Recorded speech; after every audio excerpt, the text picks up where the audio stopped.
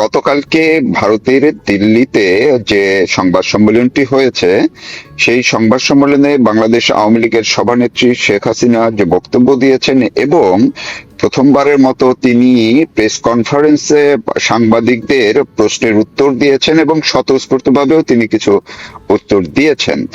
আর তার সেই বক্তব্য এবং প্রশ্নোত্তর ধরে রীতিমতো যেন আন্তর্জাতিক মিডিয়া তোলপাড়, বলা যায় এক কথায় শেখ হাসিনা ময় যেন আন্তর্জাতিক মিডিয়া। আজকেও একইভাবে বিভিন্ন আন্তর্জাতিক বড় বড় মিডিয়াগুলো তারা বিভিন্ন স্টোরি আপলোড করছে। কেন শেখ হাসিনা ময় আন্তর্জাতিক মিডিয়া? আপনি একবারই শুরু করে দিন, আপনার কি পর্যবেক্ষণ বা বিশ্লেষণ? কেন শেখ হাসিনাকে একদম রীতিমতো সব আন্তর্জাতিক মিডিয়া তাকে এরকম লুফে নিচ্ছে নিউজ কাভারেজের জন্য? অসংখ্য ধন্যবাদ। গত 24 মাস ধরে বাংলাদেশের অসাংবিধানিক যে সরকার ছিলেন তথাকথিত নির্বাচনের আগে, তাদের পূর্ণ টিমটাই প্রতিদিন যে কথাগুলো আসলে আমাদেরকে, বাংলাদেশের মানুষকে, বিশ্বকে বোঝানোর চেষ্টা করত, শব্দটা ছিল অপ্রাসঙ্গিক। শেখ হাসিনা নাকি অপ্রাসঙ্গিক হয়ে গেছেন, শুধু বাংলাদেশের জন্য নয়, সারা পৃথিবীর জন্য। এবং সেই ঢোল বাংলাদেশের ট্যাক্সের টাকায়, বাংলাদেশের মানুষের টাকায়, এমনকি তাদের ঋণ করা টাকায়, আমাদের জনগণের উপর ঋণ করে তারা এই ঢোল পিটাতেন। সেই সাথে বর্তমান যে রাজনৈতিক সরকার বলবো, তথাকথিত নির্বাচনের মাধ্যমে ক্ষমতায় বসা, তারা সেই একই কাজ করে যাচ্ছেন যে শেখ হাসিনা অপ্রাসঙ্গিক, বাংলাদেশে আওয়ামী লীগ কখনো আর ফিরবে না, শেখ হাসিনা তো ফিরবেই না। এবং তাদের ভাড়া করা কিছু মানুষ, পশ্চিমা, আমি যেই দেশে থাকি তাদের নাম নাই বললাম, তারাও কিন্তু সেই ঢোলি পিটাচ্ছিলেন বা পিটাচ্ছেন যে শেখ হাসিনা দেশে ফিরবেন না, ফিরলেও ওনাকে ফাঁসি কাস্টে ঝুলাতে হবে, আর না হয় উনি বিদেশে এইভাবেই বসে পচে মরবেন। এটাই তাদের ধারণা। কিন্তু সেই ধারণাকে গতকালকে 5ই অগাস্ট, যেটা বাংলাদেশের, আমরা যদি নাম দিই সেটা বহু নামে দেওয়া যায়, পুলিশ হত্যা দিবস, গণতন্ত্র হত্যা দিবস, মানুষ হত্যা দিবস, এ সমস্ত কিছু বলা যায়, বাংলাদেশ বেদখলের দিবস বলা যায়। সেই দিনে দিল্লিতে প্রেস কনফারেন্সে শেখ হাসিনা সরাসরি প্রশ্ন গ্রহণ করেন এবং উত্তর দেন, এবং সেই বিষয়টা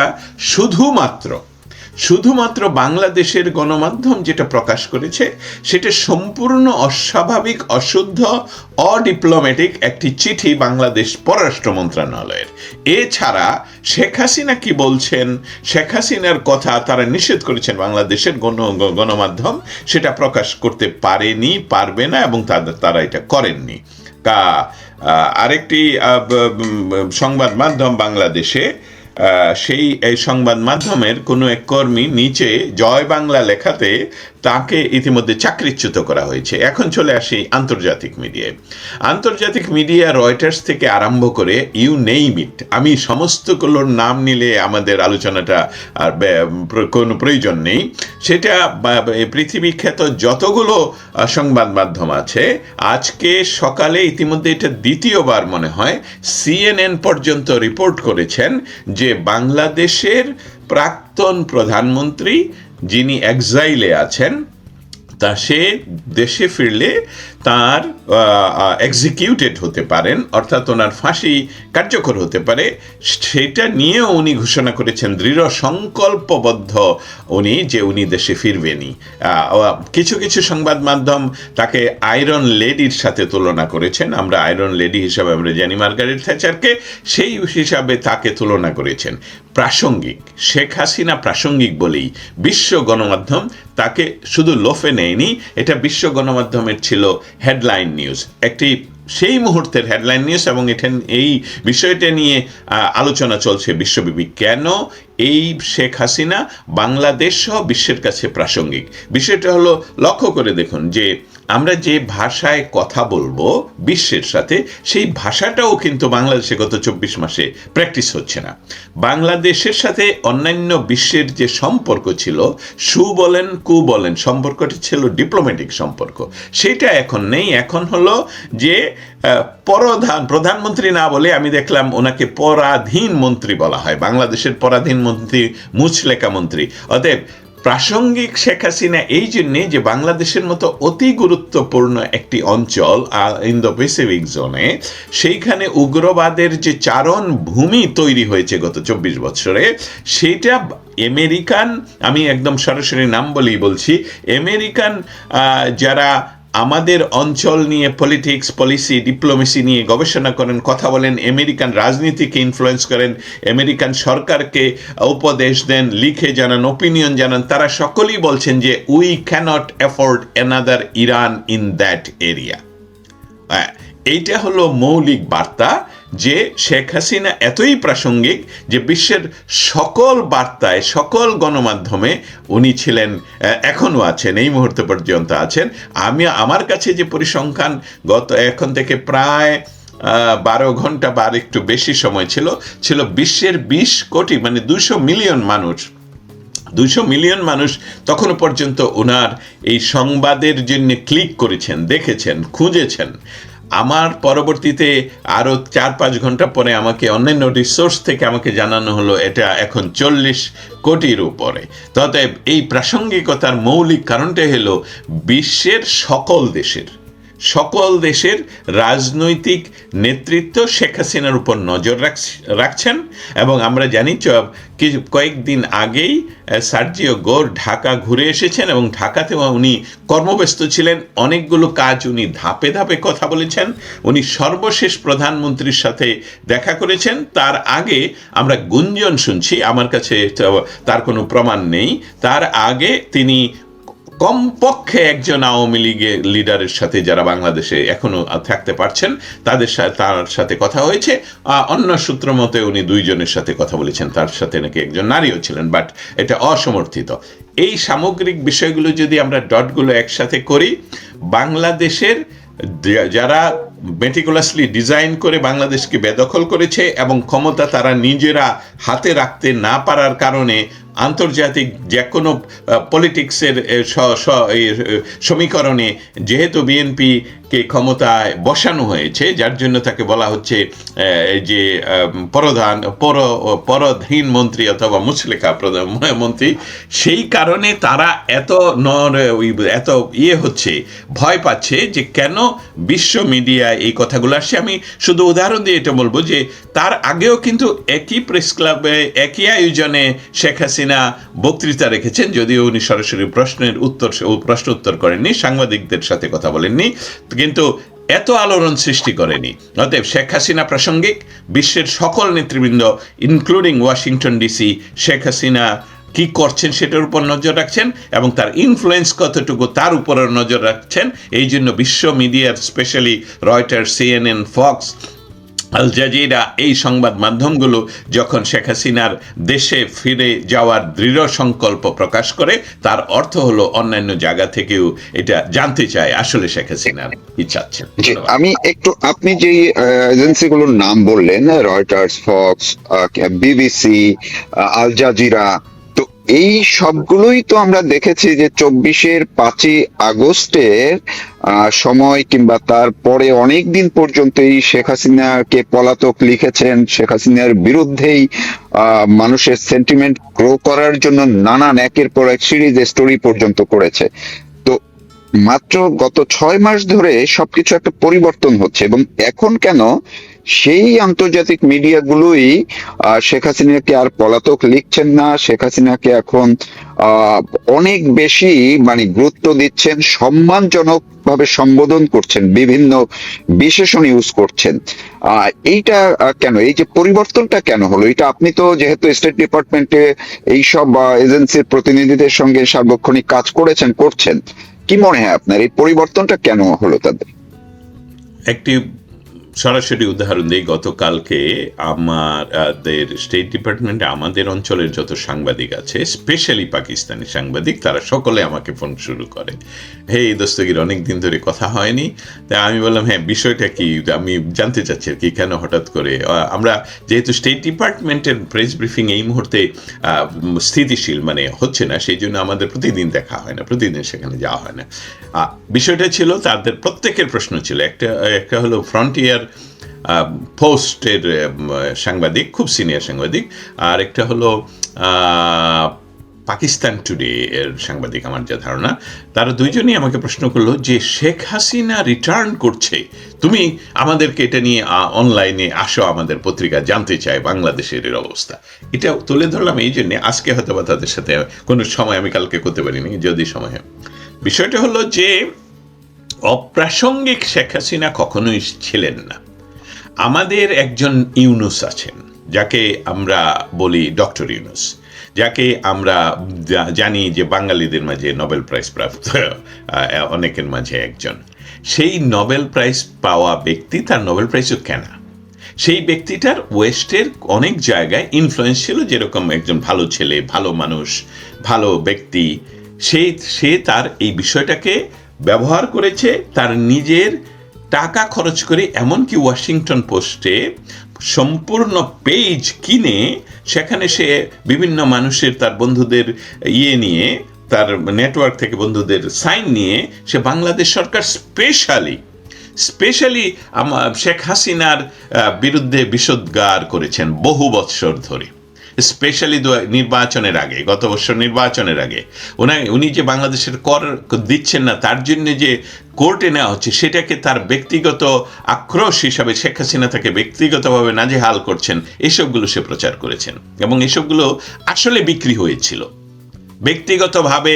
ওই যে জাতিসংঘের মানবাধিকার কমিশনের যে প্রধান তুর্ক, সে ভলগার তুর্ক, সেও তো ইনফ্লুয়েন্স ছিল। ভলগার তুর্কের রিপোর্ট কিন্তু জাতিসংঘের রিপোর্ট না, যেটা গতকালকের বাংলাদেশের পররাষ্ট্র মন্ত্রণালয় থেকে প্রেস বিজ্ঞপ্তিতে লেখা হলো যে জাতিসংঘের প্রতিবেদন, ইটস নট জাতিসংঘের প্রতিবেদন। এই মিথ্যা আর চলছে না।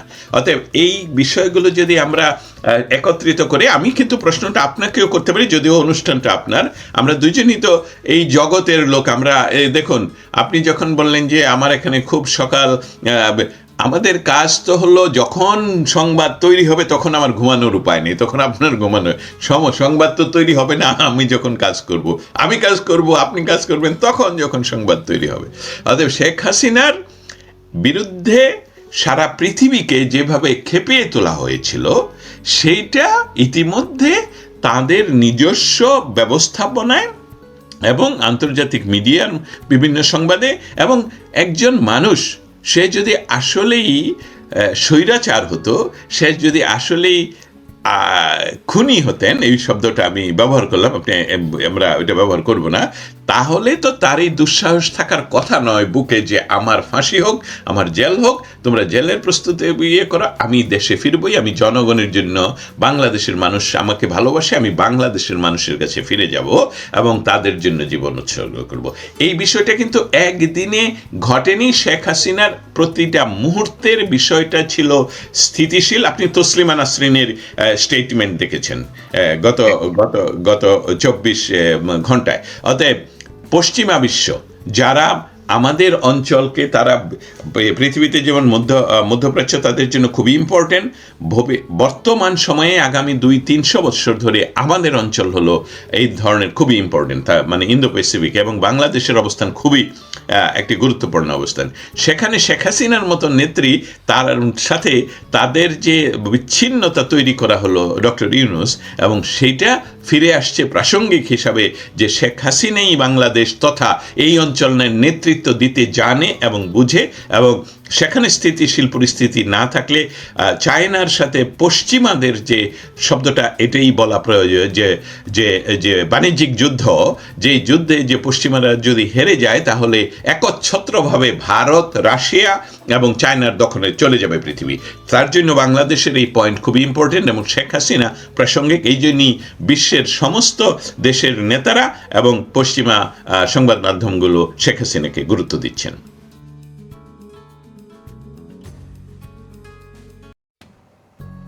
গত কয়েকদিন ধরে রাজপথে বিরোধী রাজনৈতিক দলগুলোর মধ্যে পারস্পরিক মারামারি কাটাকাটি হচ্ছে। ছাত্রদলের সঙ্গে ছাত্র শিবিরের, কিংবা বিএনপির দুটো গ্রুপের, অথবা অন্যান্য যে ছোট রাজনৈতিক দলগুলো রয়েছে, যাদেরকে কেউ কেউ আওয়ামী লীগ বলে ট্যাগ দিচ্ছে, তাদের সঙ্গে বৈষম্য বিরোধী কিংবা জুলাই যোদ্ধা কিংবা এনসিপি, তাদের অসংখ্য সংঘর্ষের ঘটনা ঘটে চলেছে। প্রেস ক্লাবের সামনে থেকে শুরু করে ঢাকা বিশ্ববিদ্যালয় চত্বর, সেখান থেকে পার হয়ে আপনি যদি ঢাকা আলিয়া মাদ্রাসা চত্বর যান, যেখানে বকশীবাজার, তারপরে পুরনো ঢাকা, তারপর ঢাকা বোর্ড, এই এলাকা, যেটা সামনেই রয়েছে বুয়েট, এখানে প্রচন্ড মারামারি হয়েছে। এবং সেই মারামারি এমন পর্যায়ে হয়েছে যে সেই মারামারি ফিরাতে গিয়ে ঐতিহ্যবাহী ঢাকা আলিয়া মাদ্রাসার প্রিন্সিপাল স্বয়ং মারাত্মকভাবে আহত হয়েছেন, মানে তিনি পিটুনি খেয়েছেন। আমরা প্রচলিত ভাষায় সাধারণত যেটিকে বলি কুত্তা পিটুনি। তো কুকুরকে পিটাতে আসলে আমি ওইভাবে নিজে কখনো দেখিনি। আমার জীবনে আসলে কখনো পাগলা কুকুরও দেখা হয়নি। আমরা কুকুর পুষি না, গ্রামে যে নেড়ি কুকুরগুলো আছে, আমি সবসময় ছোটকালে বা আমার মহল্লাতে আমি দেখেছি এগুলো কখনো ডিস্টার্বিং না। আমি দীর্ঘদিন ঢাকা কলেজের সেই নাইম রোডে থেকেছি। ওই নাইম রোডের মধ্যে মানে 3-4টি গ্রুপ ছিল কুকুরদের। একটা গ্রুপ ঢাকা কলেজের মধ্যে থাকতো 10-12 জন, 10-12টা কুকুর। আর একটা নাইমের ভেতরে থাকতো একটা গ্রুপ। আর একটা গ্রুপ থাকতো হলো আমাদের বাসার সামনে। আর একটা গ্রুপ হলো ওই উন্মুক্ত বিশ্ববিদ্যালয়ের সামনে। উন্মুক্ত বিশ্ববিদ্যালয়ের সামনে ঢাকা কলেজের মধ্যে একটা গ্রুপ, নাইমের মধ্যে একটা গ্রুপ, আর আমাদের মহল্লার 4টে কুকুরের গ্রুপ ছিল। একটা গ্রুপে 4টা, 5টা, 6টা করে কুকুর। তো এরা মানে কি করতো, প্রথমত যখন কাজ থাকতো না, নিজেরা মারামারি করতো, নিজেরা মারামারি করতো। এবং মারামারির ঘেউটাই বেশি। এক গ্রুপ আর এক গ্রুপকে তাড়া দিত, ভেস্কি দিত, এই গ্রুপ। এবং এগুলো নিয়ে সাধারণত কি নিয়ে তাদের ঝগড়াঝাটি হতো এটা বোঝা যায় না। এবং এখানে কুকুরদের একটা স্বভাব ছিল, যেমন ঢাকা কলেজের কুকুরগুলো, যেগুলো মহিলা কুকুর, এরা ওই ঢাকা কলেজের কুকুরদের সাথে সম্পর্ক রাখতো। এরা কখনো গিয়ে পরকীয়া প্রেমের জন্য সে নাইম রোডও যেত না, কি বন্ধ করা হতো না। এটা যে নারী সংক্রান্ত কোনো যুদ্ধ কুকুরদের মধ্যে হতো না, আমি দেখিনি কখনো। বরং ওদের মধ্যে যখন মারামারি, হানাহানি, কাটাকাটি হতো, তখন ওই যে গ্রুপে নারী এবং পুরুষ তারা সম্মিলিতভাবে প্রতিপক্ষকে আক্রমণ করতো। এবং সেই আক্রমণে তারা কখনো কোনো মানুষকে আক্রমণ করেনি। মানুষরা বরং সেটা দেখে ওদের সেই তাড়িয়ে দিত, বা ওদের মধ্যে একটা বিবাদ হলে ওইটা মীমাংসা করার চেষ্টা করতো মহল্লাবাসী। দ্বিতীয় যে কাজটি তারা করত, অসাধারণ সেই কাজটি এখনো তারা করছে, সেটা হলো তারা ওই মহল্লার প্রতিটি মানুষকে চিনত, এমনকি ঢাকা কলেজের প্রতিটি ছাত্রকে চিনত। এবং দিনে রাতে কোনো অবস্থাতেই তাদের পরিচিত কোনো মানুষ যখন সেখান থেকে যেত, একটু শব্দ করত না। এবং ওই রাস্তায় এই কুকুরগুলো থাকার কারণে সেখানে পুলিশের দরকার হতো না। চুরি, ডাকাতি, ছিনতাই প্রশ্নই আসে না। বরং ওই গলিতে যদি কোনো অপরিচিত লোক, এমন একটা রিক্সাও যেত, তাদেরকে অ্যাটলিস্ট 5 বা 4 বার, মানে উন্মুক্ত বিশ্ববিদ্যালয়ের সামনে, ঢাকা কলেজের ওই পিছনে যে হোস্টেল, সেখানে, নাইম রোডের সামনে এবং ওই আমাদের বাসার সামনে এই কুকুরের যে ব্যারিকেড, ঘেউঘেউয়ের মুখোমুখি হতে হতো। এবং বহু মানুষ ভয়ে তাদের অন্তরাত্মা কেঁপে যেত। ফলে এই কুকুরদেরকে মারবে, মানে যেটাকে আমরা কুত্তা পিটাই বলি, মানুষ ঐক্যবদ্ধ হয়ে এইভাবে একটা পাগলা কুকুরকে মারবে, আসলে এগুলো আমরা প্রবাদে এইভাবে পড়ি বা বলি, কিন্তু আমি আমার জীবনে কখনো দেখিনি। আর একটা মার আছে যেটা আমরা শুনেছি, সেটা হলো মানে সাপকে যেভাবে পিটিয়ে মারে ওভাবে। ওটাও আমি আমার জীবনে কোনো সাপকে ওইভাবে মারতে দেখিনি। তবে লগি বৈঠার যে মারামারি হলো, সেই সময়টাতে আসলে লগি দিয়ে, বৈঠা দিয়ে যেভাবে প্রতিপক্ষকে পিটানো হয়েছে, যেভাবে মৃত মানুষের লাশের উপরে যেভাবে উল্লাস নৃত্য করা হয়েছে, এবং এই ঘটনা 1বার 2বার নয়, এই ঘটনা বহুবার ঘটেছে এবং এটা বেড়েই চলেছে। ফলে এই যে কুকুরকে পিটুনি দেওয়া বা কুত্তা পিটুনি, এটার সঙ্গে আসলে আমরা যেহেতু প্রবাদে আছে, যেন আমি শব্দটা ব্যবহার করছি, কিন্তু ইন জেনারেল সাম্প্রতিক কালে যে মারামারিগুলো হচ্ছে, সেই মারামারিগুলো কিছুর সাথে কিছুর তুলনা করা যায় না। এই বাংলা এটা কখনো হয়নি। আপনি ঢাকা আলিয়া মাদ্রাসা, যেটি পাক ভারত উপমহাদেশের সবচেয়ে প্রাচীনতম সরকারি প্রতিষ্ঠান, এবং এটা একসময় কলকাতা আলিয়া ছিল। যখন দেশ ভাগ হলো, তখন কলকাতা আলিয়ার একটা অংশ ঢাকা আলিয়া হিসেবে ঢাকাতে স্থাপিত হলো, এবং ওখানে যে বইপত্র আছে, প্রাচীন বইপত্র, এত প্রাচীন বইপত্র ঢাকা আলিয়াতে যা আছে এটা ঢাকা বিশ্ববিদ্যালয়তে নেই, কিংবা আমাদের জাতীয় গ্রন্থ কেন্দ্রে নেই, ন্যাশনাল লাইব্রেরিতেও নেই, ন্যাশনাল আর্কাইভেও নেই, যেটা ঢাকা আলিয়া মাদ্রাসাতে আছে। এখন এখানে যেভাবে মানুষ মারামারি করছে, কখন আগুন লাগিয়ে, হালাকু খান যেভাবে বাগদাদের বায়তুল হিকমা, পৃথিবীর সর্বকালের সেরা লাইব্রেরি ছিল, এটা মানব জাতির ইতিহাসের একটা অমূল্য সম্পদ। পৃথিবীর দুটো সম্পদ আমরা নষ্ট করে ফেলেছি। একটা হলো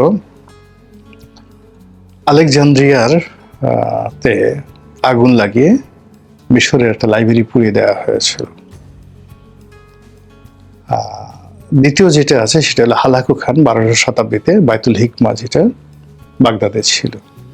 আরেকটা লাইব্রেরি ছিল, খুব বিশাল লাইব্রেরি, সেটা হলো আলেকজান্ডারি কাজটা করেছিলেন দারায়ুস সম্রাট, যেটা সাইরাস দ্য গ্রেট, তিনি যে পার্সিপোলিস প্রতিষ্ঠা করেছিলেন, সেই পার্সিপোলিস নগরীতে সবচেয়ে বড় একটা লাইব্রেরি ছিল, প্রাচীন দুনিয়ার সেই লাইব্রেরি, অসাধারণ একটা লাইব্রেরি, সেটাও পুড়িয়ে দেওয়া হয়েছে। ফলে এই যে প্রাচীন সভ্যতা, আমরা 10,000 বছরের পুরনো সভ্যতা আমরা খুঁজে পাচ্ছি না, এখন পাহাড়ের ভিতর থেকে খুঁজে পেতে হচ্ছে, বাট এগুলো কিন্তু লাইব্রেরিতে সংরক্ষিত ছিল। তো আলেকজান্ডারের জামানাতে বড় লাইব্রেরি ছিল, সেই লাইব্রেরি পুড়িয়ে দেওয়া হয়েছে। বা হারুন আর রশিদ, খলিফা আল মামুন থেকে শুরু করে মধ্যযুগের যত কালেকশন, সেগুলো পুড়িয়ে দেওয়া হয়েছে। আজকে যে ব্রিটিশ লাইব্রেরি আমরা বলি, বা ফ্রান্সের যে লাইব্রেরি বলি, এর চাইতে বায়তুল হিকমা অনেক অনেক এনরিচ ছিল, সেই লাইব্রেরিগুলো আমরা নষ্ট করে ফেলেছি। তো সেই ক্ষেত্রে এই যে রাজনৈতিক হানাহানি, মারামারি হয়, এই মারামারির ফলে যদি কোনোদিন ঢাকা বিশ্ববিদ্যালয় লাইব্রেরিতে কেউ আগুন লাগিয়ে দেয়, শাহবাগ জাতীয় যে পাঠাগার আছে আমাদের, এখানে যদি কেউ আগুন লাগিয়ে দেয়, কিংবা ঢাকা আলিয়ার পাঠাগারে যদি কেউ আগুন লাগিয়ে দেয়, সর্বনাশ হয়ে যাবে, আমাদের যতটুকু ঐতিহ্য আছে শেষ হয়ে যাবে। ওটাকে তখন আপনি কুত্তা পিটানির সঙ্গে যদি তুলনা করেন, কুকুরও লজ্জা পেয়ে যাবে। এই সময়টাতে যেভাবে বিশ্ববিদ্যালয় ক্যাম্পাসগুলোতে পরস্পরের বিরুদ্ধে মারামারি করেছে, এর মধ্যে একটা মারামারি শান্তা ফারজানা নামে এক ভদ্রমহিলা, সেই ভদ্রমহিলাকে সেই জুলাই যোদ্ধা যে কোনো কারণে তিনি রাগ সামলাতে পারেননি, তো সে ভদ্রমহিলার সাথে ঝগড়া করতে করতে গিয়ে কয়েকদিন আগে তাকে আচ্ছা মতো চর বসিয়ে দিয়েছে। তো শান্তা ফারজানা এবং তার জামাই হলো মমিন মাহাদি, এরা দুজন এখন পুলিশের হাতে গ্রেপ্তার হয়েছে। এরা গত কয়েকদিন ধরে বেশ কিছু অপ্রিয় কথাবার্তা বলছিলেন, যেগুলো এই জুলাই আগস্ট মাসে যারা জুলাই যোদ্ধা তাদের খুব ইগোতে লেগেছে। ফলে তারা রাগ সামাল দিতে না পেরে এই মহিলার সাথে ঝগড়া করতে গিয়ে গালের উপর চড় বসিয়ে দিয়েছে। আবার সেই শান্তা ফারজানা এবং তার জামাই যখন প্রেস ক্লাবের সামনে তারা তাদের রাজনৈতিক কর্মসূচি পালন করতেছিল, তাদেরকে প্রতিহত করার জন্য ওই আগেরবার যে থাপ্পড় দিয়েছিল সেই লোক এসে সেখানে একাই তাফালিং করার চেষ্টা করলো 2-3 জন লোক নিয়ে, আর প্রতিপক্ষ শান্তা ফারজানা, তাদের সাথে লোক ছিল 20-25 জন। ফলে ওখানে একটা মারামারি হলো। ফলে একেবারে সেই যে জুলাই যোদ্ধা যিনি ছিলেন বেশ মোটা তাজা, তাকে বেদমভাবে পিটানো হলো, একদম সাপের মতো করে চিৎ করে শোয়াই আচ্ছা মতো এই শান্তা ফারজানা পিটালো। এবং সে যে কি পিটুনি, পিটাচ্ছে, গালাগালি দিচ্ছে, লাফাচ্ছে, এবং মানে রীতিমতো আর যে ভদ্রলোক মার খেলো সে ওরে মা গো বাবা গো বলে চিৎকার পারতে পারতে, বাঁচাও গো বলতে বলতে একটা সময় মানে সে যে চিৎকার করবে সেই চিৎকার করার শক্তি সে হারিয়ে ফেললো। এর মধ্যে যেটা হলো সেটা হলো ওই জুলাই যোদ্ধার যারা সহযোগী তারাও এসে গেল, আবার আরেক দফা মারামারি হলো, এবং সেই মারামারিতে শান্তা ফারজানা এবং তার হাজব্যান্ড তারা আহত হলো, তারা ঢাকা মেডিকেলে চিকিৎসা নিতে গেল, ওখানে আরেক দফা ছেঁচা। এবং সেখানে যেভাবে ঢাকা মেডিকেলে সন্ত্রাস করা হলো, মারামারি করা হলো, মারামারি করার পরে এরপর পুলিশ তাদেরকে এসে উদ্ধার করলো না, আনসারও তাদেরকে উদ্ধার করলো না, পুলিশ আবার তাদেরকে নিয়ে এখন কারাগারে ঢুকিয়ে রেখেছে। এর আগে জগন্নাথ বিশ্ববিদ্যালয়ে মারামারি হলো, সেখানে শিবির ছাত্রদল মারামারি করলো, ছাত্রদল এখানে জয়লাভ করলো, শিবির যারা লোকজন তারা পালানোর চেষ্টা করলো। তারপরে সেই মারামারি থেকে বাঁচার জন্য অনেকে সেই বিভিন্ন হাসপাতালে আশ্রয় নিল, সেখানে গিয়ে ছাত্র দলের লোকজন মারলো, ভীষণ রকম, সে কি মার।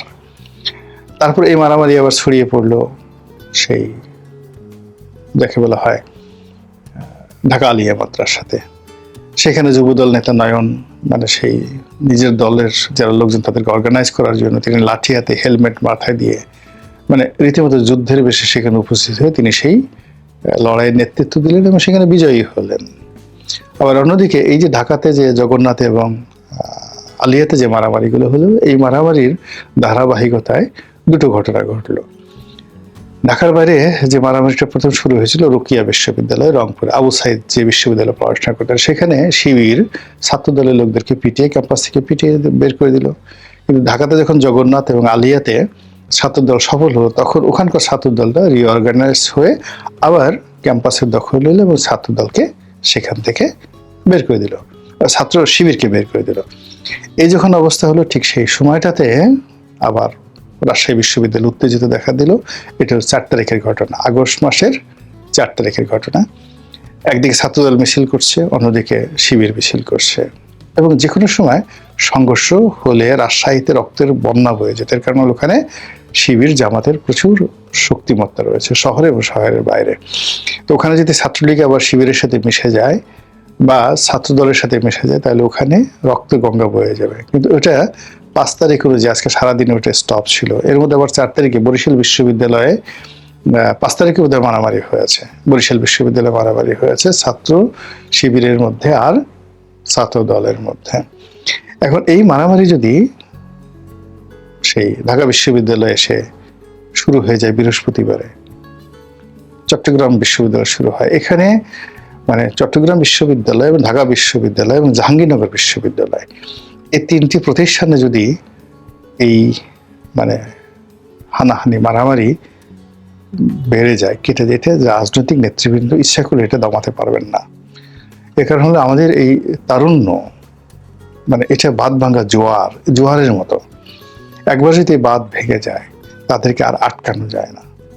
যখন আটকানো যেত, যে টাইম লিমিট ছিল, টাইম ফ্রেম ছিল, সেটা সরকার বা রাজনৈতিক দলগুলো তারা চেষ্টা করেনি। এর ফলে কি হলো, সমস্ত রাজনৈতিক যারা পক্ষ বিপক্ষ তাদের মধ্যে হানাহানি ছড়িয়ে পড়েছে। এর আগে মানে এই যে মারামারি যে বললাম, এটা হলো আগস্ট মাসের 3 তারিখ, 4 তারিখ এবং 5 তারিখ। এর আগে এনসিপির যখন পদযাত্রা হচ্ছিল, মারামারি হলো হবিগঞ্জে, মারামারি হলো গোলাপগঞ্জে, সিলেটের গোলাপগঞ্জে, এবং সেখানে নাসিরউদ্দিন পাটোয়ারি থেকে শুরু করে অন্যান্য নেতৃবৃন্দ যারা আছেন, সার্জিস সহ বেদম মারের শিকার হলেন। তার প্রেক্ষিতে আবার এই যে ছাত্র শিবির এবং ছাত্র দলের মধ্যে এটা শুরু হয়ে গেল। এখন আগামীতে এই যে জুলাই 36 বিপ্লব মানে 36শে জুলাই পার হয়ে গেল, এখন আগস্ট মাসের 6 তারিখ, 7 তারিখ, 8 তারিখ পরবর্তী যে দিনগুলো আছে, সেই দিনগুলোতে যদি রাজনৈতিক দলগুলো ঐক্যবদ্ধ না হয়, তাহলে কি ভয়ঙ্কর পরিস্থিতি তৈরি হতে পারে, যেটা আমরা বঙ্গভবনে দেখেছি। বঙ্গভবনে এখানে যে বিশৃঙ্খলা হয়েছে বাংলাদেশের ইতিহাসে কখনো হয়নি।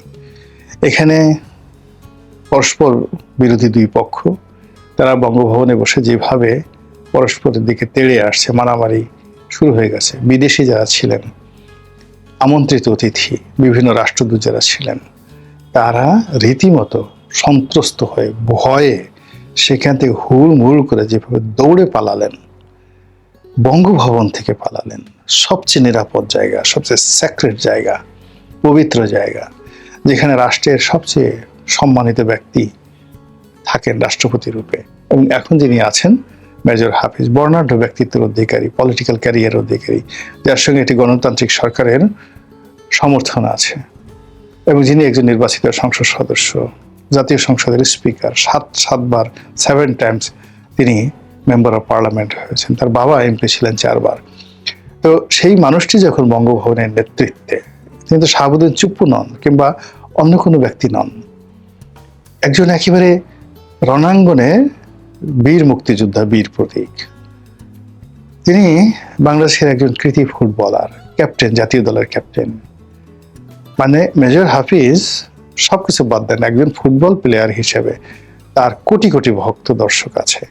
এইরকম একজন মানুষ বাংলাদেশে যদি আপনি ধরেন রাষ্ট্রপতি পদে এত বর্ণাঢ্য ক্যারিয়ার, ব্যক্তিত্ব, সফলতা, সাহস, শক্তি, এরকম একজন মানুষ যখন রাষ্ট্রপতির চেয়ারে, ঠিক সেই সময়টাতে বঙ্গভবনে যখন এরকম মারামারি হয়, যেখানে মিলিটারি আনডান, সেখানে কি রাষ্ট্রপতির প্রেসিডেন্সিয়াল যে গার্ড রেজিমেন্ট পিজিআর ছিল না, সেখানে কি এসএসএফ ছিল না, পুলিশ ছিল না, সবাই আনডান, যারা বিদেশি কূটনীতিবিদদেরকে প্রোটেকশন দিতে পারলো না। ওখানের প্রোটোকল, রাষ্ট্রপতি যারা প্রোটোকলে ছিলেন, তারা এই পুরো পরিস্থিতিটা মেনটেন করতে পারলেন না। এখানে এই যে বিভেদগুলো সৃষ্টি হলো, তাহলে বুঝতে হবে যে আমাদের পুরো রাষ্ট্রের মধ্যে, রাষ্ট্র ব্যবস্থার মধ্যে, এমনকি রাষ্ট্রের যে স্পর্শকাতর যে জায়গাগুলো রয়েছে, প্রধানমন্ত্রীর কার্যালয়, তারপর জাতীয় সংসদ, রাষ্ট্রপতির কার্যালয়, সেনা সদর, প্রধান বিচারপতির কার্যালয়, এই জায়গাগুলো তো ভীষণ রকম সেন্সিটিভ। ঢাকা বিশ্ববিদ্যালয়ের ভাইস চ্যান্সেলরের কার্যালয়, জাহাঙ্গীরনগরের ভাইস চ্যান্সেলরের কার্যালয়, মানে এই জায়গাগুলো সম্মান মর্যাদার জায়গা, সেক্রেটারিয়েটের ভিতরে, সচিবালয়ের ভিতরে। তো সেখানে যদি এরকম ঘটনাগুলো ঘটতে থাকে, মানে আগামীতে যে ঘটনাগুলো ঘটবে বা যেগুলো আশঙ্কা করা হচ্ছে, সেই তুলনায় তার সাথে অনেক বড় ঘটনা কিন্তু বঙ্গভবনে ঘটে গেছে, আলটিমেটলি ঘটে গেছে। তো এই পরিস্থিতিতে সরকার কি সফল, সার্থক? তারা কি শেখ হাসিনাকে একেবারে এয়ারপোর্টে ধরেই ফাঁসি কার্যকর করবে, নাকি হ্যান্ডকাপ দিয়ে লোকজন পাঠিয়ে শেখ হাসিনাকে একেবারে শিকল পরিয়ে বাংলাদেশে এনে সেই ফাঁসি রায় কার্যকর করবে, নাকি নিজেদের এই যে অভ্যন্তরীণ যে বিষয়াদি রয়েছে, যে ক্ষতগুলো তৈরি হয়ে গেছে, এগুলো সামাল দেবে? মহান আল্লাহ আমাদের সবাইকে হেদায়েত দান করুন।